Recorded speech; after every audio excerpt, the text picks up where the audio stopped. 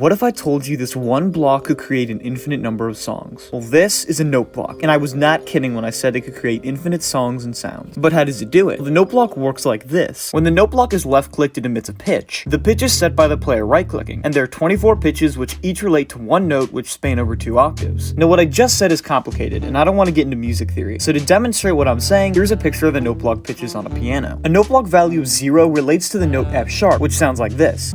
And when the pitch is raised once, it raises the note block to a value of 1, which is related to the note G, which sounds like this. And the pitch can keep getting raised until the note block gets to a value of 24, which is F sharp again, but 2 octaves up from the note block value of 0. Once the note block reaches its 24th pitch, it resets and goes back down to 0. This means we have 24 pitches or 24 notes to make music out of. Now with just this, it seems like we can't actually make that much music, but we haven't taken into account that the note block can actually replicate other instruments. When the note block is just sitting on grass, it makes the sound of a harp, which sounds like this. But when the note block is put onto certain blocks, it can replicate the sounds of certain instruments. If you want the note block to make a guitar sound, you can put the note block on wool, which creates this sound. If you want a bell sound, you can put the note block on a gold block, which sounds like this. Now, I'm not going to show what every block does to the note block, but here's a list of them all on screen. While this is cool, if we have to activate the note block by hand, then how can we play really complicated songs? Since complicated songs need multiple notes stringed together at the same time. Well, this is where note blocks get even more complicated. Note blocks can of course be activated by left-clicking, but more importantly, they can be activated by redstone. When a redstone signal is run to a note block, the note block plays the pitch it was set to, plays it in the style of the instrument assigned to the block beneath it. This looks and sounds like this. And what this leads to is you being able to activate 2 note blocks at the same time, like this. But with redstone, you can also create precise timings between the note blocks with repeaters, creating a beat similar to this. When you string all of this together, you can create something incredible. While this is cool, this is just a fraction of what you can do with the note blocks. The Minecraft community has taken this to the extreme with these insane songs.